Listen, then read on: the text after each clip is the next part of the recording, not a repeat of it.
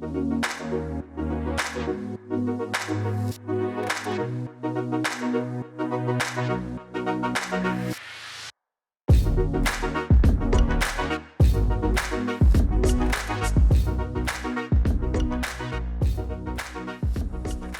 to Inside Project Volare. We just finished season 2, and this next video will kind of take you through a little bit of the making of how we did it, the process behind season 2, and just a couple little tips and things that we kind of figured out as we went along. Season 2 was essentially kind of born out of our first feature film. So for the past 8-9 years, we've been working on our first feature film, and in between that we worked on many little short films and things like that. But season 2 is essentially kind of all the tools and things that we've collected along the way we use to make season 2.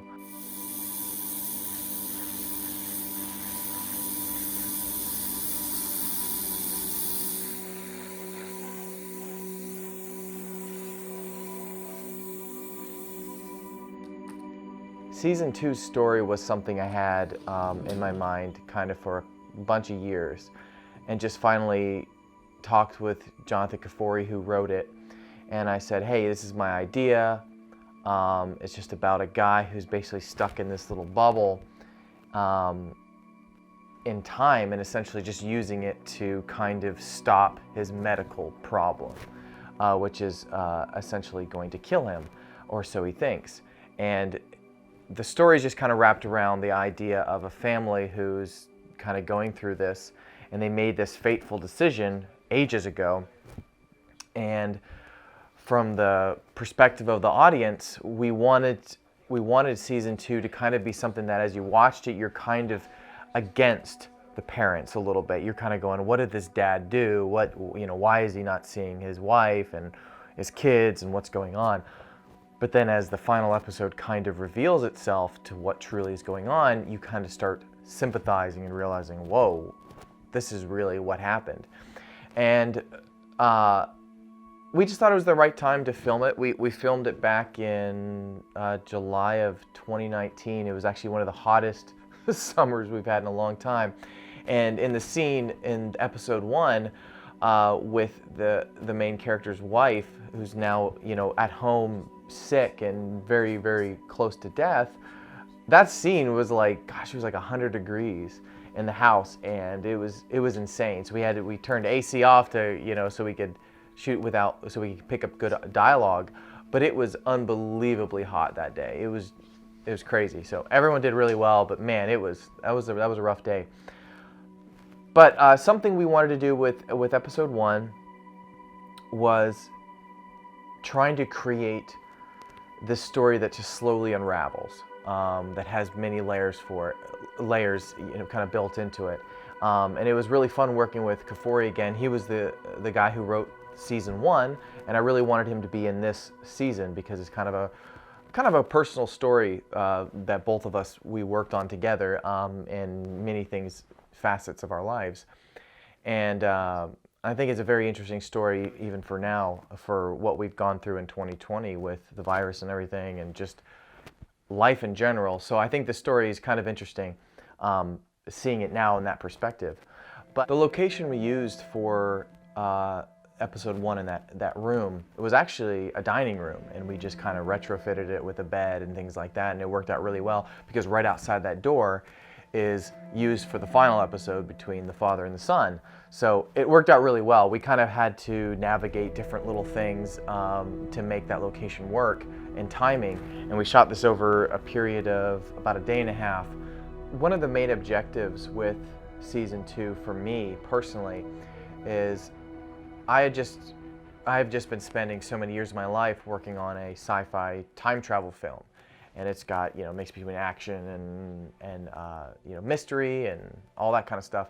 But what I wanted to do with this one is I talked with my writer and I said, I really just want to tackle dialogue. I was like, I don't want to do any action at all, in the physical sense of action. And so I said, let's just write this kind of mystery that you almost don't even realize it's a mystery yet until it's kind of halfway through. and just to see what we can do with dialogue only. That was just a challenge. I would consider myself more the stronger suit of the visual nature, and I said, well, I just want to challenge myself with actors on just dialogue. I just want to work on a lot of dialogue and just what can we do and how can we shoot something interesting with just dialogue only, basically. And so what we did is, when you see episode 2, which is the brother and sister having a dialogue in this little restaurant. It was actually a barbecue place in our town, and we asked them if we could use it, and they were super happy, and they're super nice people, and allowed us to use their location. And so we got all of our family and friends to just be extras, and it was fun teaching the cooks, just like, okay, I need you to set these things of food over here, and then walk around here, and we'll do this. And it was funny seeing the plates of food, because I was like, we don't need all real food. We just need 2 little dishes of food, and the rest can just be, just buns and stuff. It doesn't need to actually look like anything. But that was also a challenge for me, because I just wanted to work with a different environment. But because that scene is essentially just 2 people talking, the way I shot it was very specific. So I wanted to shoot like you're peeking in on someone's conversation, that you're not quite, it's just like, I don't know, fly on the wall. And so I shot down low and kind of like almost through their hands, and just barely seeing their eyes and stuff. I want to make certain things interesting, and I think when you just present it on just a clear shot always, there's a language that people have started to understand with film. So when you see certain shots, you just kind of accept certain things are about to happen, or the way it's presented. And I think with that scene in the restaurant between the brother and sister, I tried to shoot it in a unique way so that each little punctuation of things they would say would mean something more specific, or just feel a little bit more intense than maybe it really is. And I think that's just something that when you're making your own film or whatever it is, like try to figure out why you're seeing this. Because to me, I think, there's a difference between a play and a movie, right? And one of the differences is when you're in a play, you're sitting in one seat and you have one perspective, and that's what you're seeing in the play. And so you're seeing it from this wide angle, and you're seeing, people all the way from the left and all the way from the right. You're seeing everything happening at once. You could look over at a reaction of someone not actually talking, right? So if, let's say the main actor is speaking, you are essentially the editor in a play, and you can look over at someone else in the background, dialoguing or fake talking with someone else. And so you're essentially choosing what you want to see. And so with the film, the director and the people filming, like, we are choosing what you're seeing. And so you could be very specific with that, and you have to try to think of like, do you want people to see this? Do you need people to see the reaction? And so there's just a lot of little edits and things throughout the film, throughout that episode. I think one in particular when the brother says, like, you sound like Mom, and she says, well, you sound like Dad. And like, when I look at that, I go, do I need to see the brother's response? Do I need to see his face in saying that? Or is it enough just hearing his voice? And so those are always just questions you need to ask yourself as you're editing it and as you're filming it. Is that important? Does it matter? Do you need to see that reaction? Do you need to see that person say such a, whatever the line is? And so that's what I'm always thinking about as I'm filming these things. And I think that's important for you as a filmmaker, for whatever you're doing, is think about that. Do you need to see that? Just because you filmed it, is that important? And so just be kind of thinking about that, because I think that will impact, how it comes off. Yeah, I feel good about that edit. Like I edited a few different ways, showing different reactions and things. And there was a couple problems in it where it was like, I'm trying to both keep the continuity right, where if they have a cup in their hand or they're taking a bite. And so that was a little bit challenging. And so you have to kind of weigh do I keep the exact continuity compared to the acting? Is it obvious enough? Is it not, like, if you cut to a better take and the guy doesn't have a soda, does that, you have to make that decision. Which one is more important to you, and how can you navigate that? And is there a way to solve that? I can't believe you're still holding to that. It's incredibly unfair. But it's true, right? Well, it's a very narrow view of what happened. Dad made his decision, and that's all there is to it. No, they both decided on a course of action, and Mom decided not to go back. Are you saying this is Mom's fault?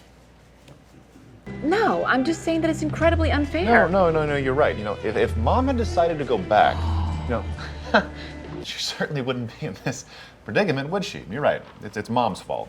Perfect. Charlie, it's a non-issue. The reality is... The only reality that I'm concerned about for the next 24 hours is that Mom wants to see Dad with her own eyes.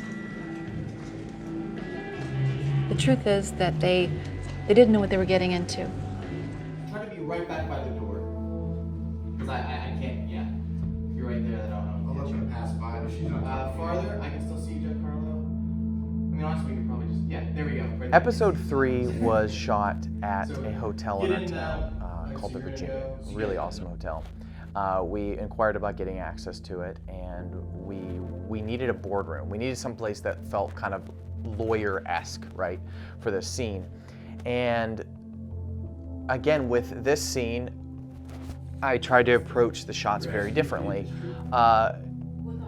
In my film Norman and in season 1 of Volare, we shot very different. And this one, again, this was a complete challenge, so I just wanted to get out of my comfort zone and film very differently. And I was actually really inspired by the show called Mr. Robot, just with the camera angles and things, with being off center and stuff and kind of in your space. And like it just kind of made you feel uncomfortable. And so I was like, okay, I just want to attempt that. I want to see, what does that feel like? Does that feel natural to film? Does it feel off? And can I pull it off and do it correctly? And I think that show does it incredibly well, and they're incredibly consistent with how they shoot, which is kind of nuts. So that was kind of my attempt at this episode, but it was also done in a reason because I wanted the two characters. You have someone who is doing this kind of medical experiment on the father as you're slowly learning about it. And it starts out as a kind of just back and forth dialogue. They're just kind of feeling each other out because they know what ultimately is the real reason she's there, is she's trying to free her father from this. And essentially the father is stuck in this medical thing where he will essentially be fine for the rest of his life if he so chooses to stay there. But the kids have all grown up because time has stopped there, and it's also stopped his medical disease. But the whole film's kind of surrounding about essentially quality over quantity. Yes, he could live for forever, but is his quality of life better? And so that's essentially the choice that the family has to make. And they're trying to get to the father and say, your wife is dying, she's gonna be good away, you've missed all of this. Is it worth living forever if you've missed everything? And so anyways, that scene starts very amicably, you kind of feeling each other out, but then when it gets into really cutting, through the BS, that's when the shots are kind of very different, you'll see, and they kind of stay that way. Both characters are really leaning into frame, and I just wanted them to kind of feel like they're taking over your space, they're in your space. And also, I tried to hold on a couple shots where the character's speaking off camera. I guess to me, I'm trying to think, do we need to show this? Is that worth showing? Is it better to almost like picture what that person might be looking like as he's thinking it? Because I want you to be thinking about the words more so than watching the visuals. So it's always a trade-off. You never know if you do it quite right, but like you have to get to a point where you think it feels good, and then you just got to go with it. And I think that scene turned out really, really well. We had a nice jib shot at the very start to just kind of bring it up, which we used for the intro of the main logo and the title card. But then that's essentially it. And like one of the little challenges, and this is what's, to me, this is what I love the most about filmmaking, is that some of the most subtle things and simple things are the most complicated. For example, one, just as the main character sits down in his seat, just I had the chair covered up over the camera, right? So if this is here's the camera lens and here's the chair. I wanted so that as he sits down, he rotates out the camera, and now you can see the sister that's come to get her father out. But what happens is when you sit down, the chair moves, but then you see it kind of wiggle on the side, right? And it's in real life, that's never gonna bother you, never gonna think about it. But in a film, every little detail, matters. And so what we had is we just had someone, as soon as he sat down and he rotated, someone just grabbed the seat and locked it, so it just wouldn't move, because that becomes a distraction and it ruins the moment. And so it's those fun little things that, to me, that's what filmmaking is really, really fun to do, is because you get these little tiny problems that are a nuisance, but those are the things that really, I think, make the scene, and they really, I think, polish it a lot. So those are the things that you can be looking out for when you're making your films, is those little tiny minute things. And by getting those correct, it starts enhancing everything else. So if you've got a pretty solid story, all these little facets and little extra pieces in the film start essentially, in a video game term, leveling up your movie. They really do. So, you know, if you have a C or a B grade story, you think, all those other elements, they start kind of leveling up your film. That, you know, the better the sound you have, the better the picture you have, the better movement you have, better, you know, everything. It's going to enhance the film entirely. So they may seem like a small little piece to the puzzle, but a puzzle isn't finished until you have every piece. So I think it's really important. With my dad, they made promises of possibilities. We've talked about this already. About not wasting time. Elaine, We have a certain amount of time. we don't know that. We don't know how much time I have. Nobody has survived this disease. And no one can tell me how I even contracted it. Episode 4 is a flashback, and it's one of those episodes I tried to make where I think it's obvious it's a flashback, but I also didn't want to make it too entirely obvious. So we have connections to the contract they were about to sign that's also in the lawyer scene. And there's hints to earlier dialogue talking about, I think the sister says miracles happen every day, and so that's something that the mother had said often. So those are tiny little hints, but obviously as you see the end episode, you realize what's going on. But we wanted it to just feel very different, and it's this conversation between a husband and wife making a very important decision. And Kafuri, when we talked about it, he was trying to essentially write it where the fathers essentially have already decided, and they haven't quite agreed on it yet because it's such a serious thing. I mean, this guy, how long is he going to be put on this thing? The wife is now going to be older. They can live in the house together, but if she leaves, she's always going to be getting a little bit older, and she's going to be, you know, getting older and older and older, and he's staying the same. So it's a big decision, but they don't quite understand the gravity of what's really going on. And so it's I'm scared, I want this to happen, but also what's going to happen to us, and they don't know. And so I think that sets up really well the 5th and 6th episodes. But what was fun about this episode is being able to get Stephen Burge back, who played Norman in our sci-fi film that we finished, and just getting him back and be able to kind of act with, you know, to direct him and you know, see his acting again, because we had spent so many years working on Norman. So it was a blast being able to get to work with him again. And from just what we have learned through our 7-8 years of filming our first feature film, Volare, like, to me, I told my brother when we worked on this, I was like, what we're gonna shoot, I wanna make it look like a feature film. Like, this is gonna look polished because of everything we've learned on our other film. I wanna put it into this. And that was kind of our big challenge with the dialogue and everything, and just upping our game. And then being able to work with Christy again. She worked on season 1 with us. Okay, what is the cue then? Cue is this time? Yeah. I'll say it twice. The second time basically just means to look up. Okay, so the first cue is this It's down. kind of like you're looking at it, and then you kind of just drop it down. Yeah, and that's, you know, so yeah, essentially, yeah, what you're doing is you're gonna drop it down, and then you look up. Yeah. Okay, But got it. I'll say the second cue because I'm getting really close. I'm like almost just about to get your eyes. Perfect. and Yeah, already just looking. let me know. Yeah. It's not a cure, but it could buy us the time we need to find one. Unless it kills you. I know this is scary. I'm scared too. I'm not scared. I'm angry. And so it was fantastic to have her, and she did just a great job with this scene. And it's so much fun to work with people you know and you trust. When you work on any project, especially again low budget or whatever, it's so awesome if you get to work with people that you trust. Because when you're working on a scene like this, you don't have to go back to square one again. People kind of understand what's going to happen, how you work, just the freedom to say, hey, give this a shot, try it a little bit different. What about this, you know? And to me, that's so much fun, because that's part of the whole film. Like, it's really even just the environment of how we make a film makes it enjoyable to do it again. Because I pretty much don't want to pick up my camera unless it's something I'm really excited about. And so if I'm not excited about it, that just easily shows through my face and through how I'm going to, work with people. And essentially I just don't. Unless I'm really excited about it. And my brother knows this, anyone I think who's worked with me on projects is, if I tell someone I have a project idea and I keep up with it, like they know I'm excited enough that it's going to happen.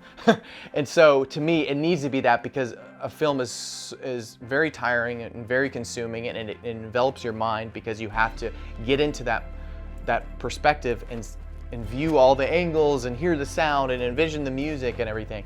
And so it's time consuming. And so again, working with good people and people that you trust, it makes everything so much more fun, and I think you're gonna get a better product out of it. Okay.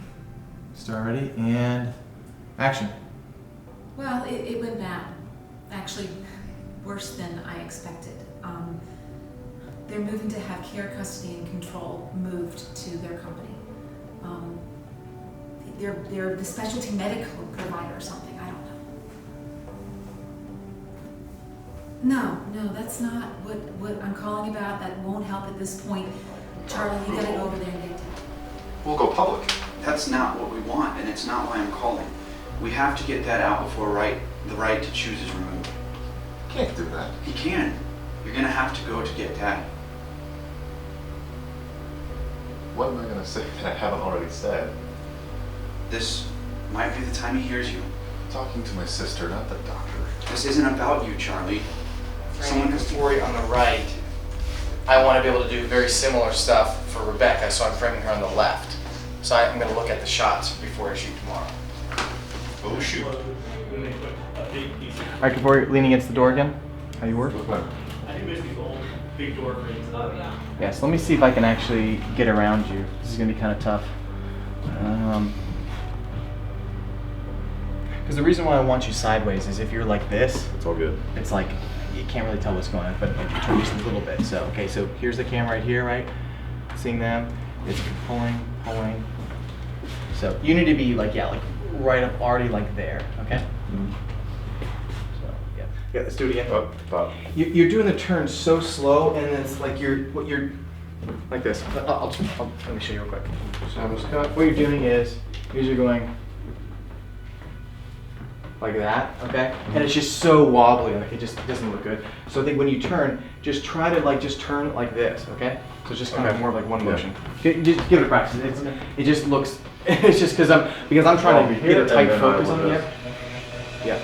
Yeah, just like that. Yeah.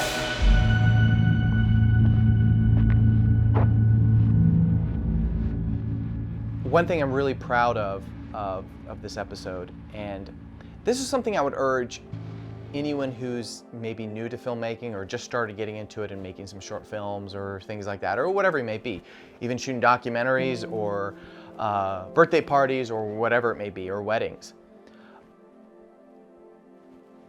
Something I really like to be able to do with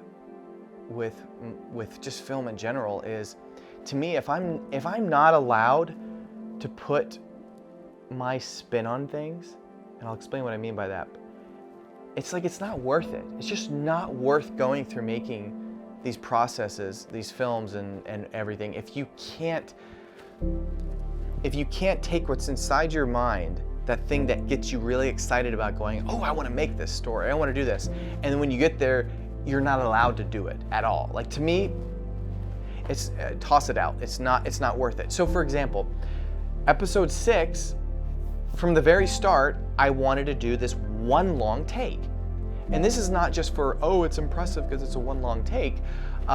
It was very specific. Like, I just wanted to pull that off because I wanted to show that this son is talking in a one-way conversation to his father.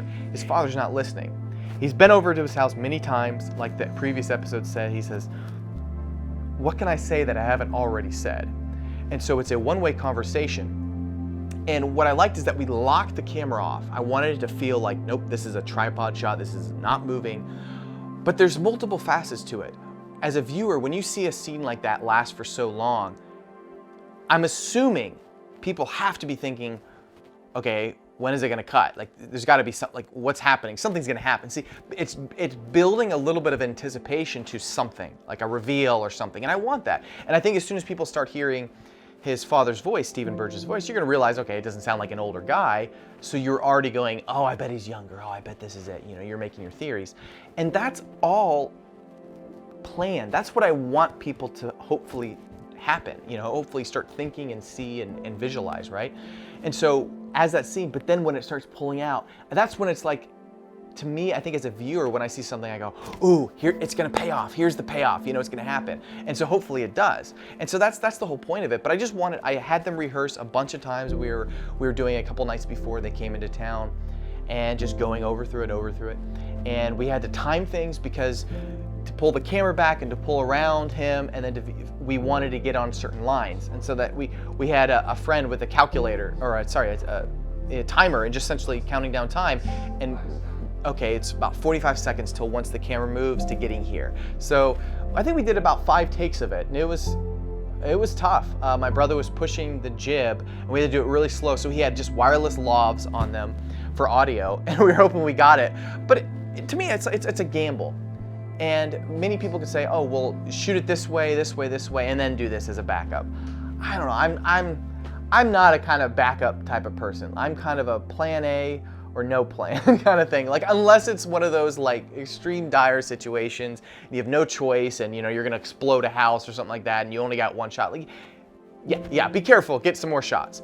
But to me, as much as possible, it's like, that's what excited me about the whole season, was that final episode of that reveal and how we could do it. And so to me, if I can't pull that off, and if that's not gonna work, the rest of the episodes I don't want to do. So find that thing that really excites you to get out, grab your camera, call your friends, whatever it is, and go make it. Find that nugget of excitement that makes you actually go and do something, and then hold on to it and then go do it.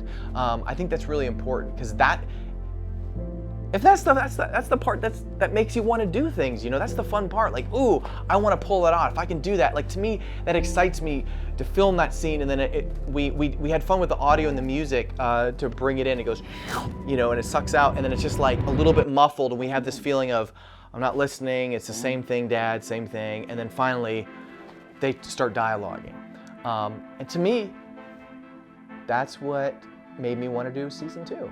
And so I would say, find that thing that really goes, I want to see that. Okay, and then hold on to it, and then try to get to it. And so that kind of finishes out season 6 as kind of a surprise sci-fi. I did time travel for a time travel movie. This is a different kind of time travel in a way, but to me, I love sci-fi because you can just kind of introduce elements that don't exist, but to use as kind of as a toolkit to tell a specific story, you know. And to me, that's what excites me. So, in the last couple sections, just to touch on. After filming this, working with my brother on audio, this one is obviously a much easier production to do audio-wise because we don't have as much Foley. There's not as many people moving around or gunshots or things like that. Yet, I would almost say this season was much tougher than season 1, and it's because there's very minimalist stuff and just fixing dialogue and even getting the phone sound right in the other shots. The dialogue volume level, and then with the music. I worked with Daniel Trelitza again, and his friend Bill, who they collaborated, and he created some amazing music. I was so excited to hear some of the stuff as we worked on this over the past couple months. And I asked him, I was like, hey, can you talk a little bit about the making of the music?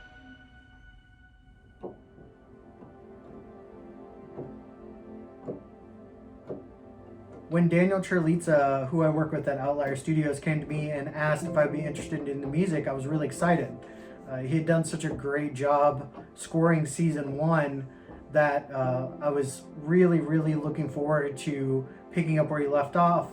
But at the same time, writing some brand new music for these new characters and this new story, and figuring out, you know, what kind of sonic palette it needed to have. And so Daniel and Joel and I, you know, kind of talked and we figured out, one of the best approaches was to come up with sort of a hybrid electronic and organic score. And so Daniel, who produced the score with me, was really helpful and had some great ideas on how to approach that. And having worked with Joel and Jonah before on Norman, there was, and season 1, there was some great ways to communicate and get to a really awesome creative score that I think we're all really happy with. There's some really great moments in this series and in the score that play really well together, and I think a couple of those moments that really stick out to me are in episode 4 and episode 6. And in episode 4 we start out with it being a flashback episode where we're taken back to where all of these decisions and complications in the story have started, and there's a lot of hard decisions that have to be made by the characters and how that's going to affect the rest of the family and things like that. So it starts out with this really delicate piano and this really ethereal synth pad that really puts you in this emotional dreamlike state, and kind of brings you into their world. And by the end of episode 4, it's starting to build with the realizations and the uncertainties and the emotions that are happening in the story, and we really start to feel for these characters and all the things that they're going through. And I feel like that just really resonated with me as it kind of came together, and Daniel and I had a great time kind of piecing those emotions together for that episode. And the same goes for episode 6. It starts as this kind of the other side of that, which is the next generation realizing that all those decisions that were made before their time are now trickling down and affecting them, and that there has to be some sort of change, some sort of resolution in that way. So we bring back in the piano, and we bring back in the synth and the dreamy like instruments that kind of really help pave the story and the drama that's involved, but also that there's this other element, this kind of sci-fi element that the characters are dealing with this otherworldly situation. And so at the end, when we hit the climax and we have kind of the synth, the Moog synth like blooming, and we get this big release moment, I think it just really plays nicely with a lot of the complexities of the emotions that have been happening during the series. And it was a really really heavy but also touching marriage between visual and music. So it was a lot of fun to work on, and I know Daniel, Joel, and I knew we had something really special when we watched those moments. So hope you enjoy. What about there?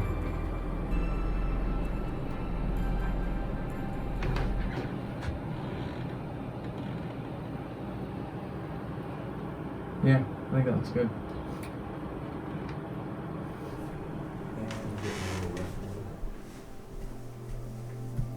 Action.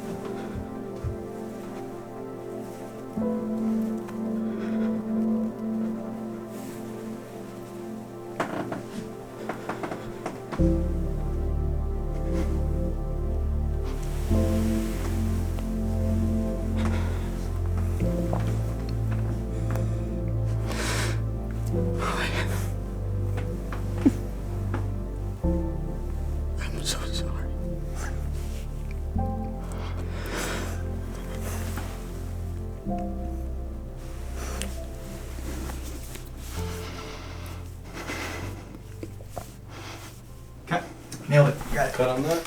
The final episode, there was a bit of music that went through as the main character walks through the kind of time bubble. And all the sounds like clashed. It was like, okay, you could either have music or you have sounds and it's not there. And so we kind of had to adjust things. And it was funny because that was the most complex thing of the whole production, was just getting that section right. And it's, to me, again, that's what makes filmmaking fun, is because you can plan so much and you can think you've got something covered, and then it ends up being, oh, well, we just simply can't hear any of it. And then for the fact that when the main character walks back out through the time bubble, the certain camera angle, okay, how do you logically do that? So the camera's outside the bubble, but you want to see him walk through, but because it's such a thin visual effect, we didn't want to do it over, do it crazy. Do you have the sound when the sun walks through it? And then do you even know what's happening? And so what we decided was no, let's just leave it for a punctuation point for when the father leaves. And the music cue was just slightly different. And we actually shifted it by, I think, about a second and a half, so that it would land. We pulled out the music. We had this low little boom, kind of slight bass, and then the hug hits on the musical beat.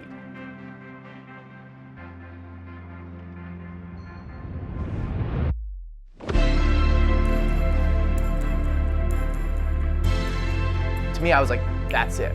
Because it was hard to mix all three things at once, because none of it stood out. It was like, you got to choose one. And it was like, what's the most powerful moment? I was like, that's the moment his father said, you know what? To hell if I die. He wanted to be able to see his family and to experience that one more time. And so you don't know what's going to happen. He doesn't know if he's going to fade away after this and suddenly grow old or die. But that's for the audience to kind of essentially decide what's more important. And so that was really fun, working with his music and the sound effects, and I think Jonah nailed it for dialogue and just getting the right tone and stuff like that. So every little tiny piece of a production matters. Don't let anyone tell you otherwise. Working on my film Norman for so long, the amount of times I would hear, that doesn't matter, Joel, no one cares, no one's gonna notice, no one's gonna do this, you could add this visual effect, like the blur it's close enough, or this is that, or the font, dude, no one cares about fonts. Oh, what about the sound? Like, no one's gonna hear it, it's fine, it doesn't. The amount of times I would hear that, I mean, it's insane. Don't listen to those people. Everyone's gonna have to make their own decisions, but I think at the end of the day, when people watch certain stuff, there is gonna be someone that's gonna pick that out, and that's gonna matter everything to you. When I look at certain films I love, growing up as a kid, it's those attention to details for me that personally got me into this. So maybe it's not for someone who's just a viewer, but maybe it's for someone who's gonna be a future filmmaker, someone who wants to do that. They're gonna notice it. That is the passion for me that makes me want to make a film or make anything, because it's tough work. And so I just want to encourage you, as you make your film or you do your audio or whatever, is all those little things matter. You got to weigh the balance between when you fight for it, when you don't. But to me, I'm gonna fight, because if I start losing those things, to heck with it. I don't want to make films anymore. It's just boring. To me, it's like, it's simple work. Like, I want it to be challenging. I want it to be unique. I want to do the crazy shots that I want to do. And if you can't have that ability to try to do that, it's like, what's the point? To me, I would just say, yeah, then do a play. You don't need angles anymore. You don't need any of that. Do a play. They're unique in their own thing. They're their own vehicle. But it's to me, if you want to do film, and it's that's the point. It's finding the angle. It's not just setting up a camera and shooting something and hoping you get it. That's not, you're not going to get something that you're going to have your own touch on it. You're going to say, oh man, that's Bill's music. That's Daniel's music. That's Jonah's shots. That's Tom's. I see his signature work on that. That's what I say. I hope you enjoyed season 2. If you're a fan of kind of homemade productions, as we would kind of call it, DIY productions, I would check out our film Norman. It's coming out February 2nd. When we put out this video, it'll probably be a week away or something. I've now spent 9 years of my life trying to get it out, getting distributed and everything else. And so I'm hoping to do a live stream, and if anyone wants to talk about it, ask questions about Volare, about Norman, all I want to do is kind of give back some of the things I've learned to some of the people that are hungry for making good films or whatever it may be, and are just maybe sitting on their talents because they don't know where to start. So if there's anything I feel like that I was given a talent, is that my talent is just getting off my seat and doing something. I've met so many people that are so much more talented than me, like beyond comprehension, honestly. And I just go, man, why aren't you doing something? You're freaking good at that. Oh my gosh, your music is amazing. Like, you gotta do something with it. And so find what gets you up off your seat and to making something. Because you're never gonna know if you're good at it or you suck at it until you at least give it a shot. And so with our film, help us get it out there. This has been such a small project that we spent for so many years. We'd love for you to see it, see what you think. And the more we can spread the word of, hey, check out this low budget time travel movie, I'm proud of it. I think it's really awesome, and I think you're gonna enjoy it. And the more we can get out there, we're hoping to be able to do more films. And so anything you can help us with, we'd be much appreciated. And I mean, I could go on forever because this is my passion. I love this. I love this stuff. It excites me. And I hope you get excited and you start working on your project today. So thanks for watching season 2. Maybe down the road we'll do a season 3. We'll see. We're gonna take a little break, but hope you enjoyed it. Let us know what you think, and take care.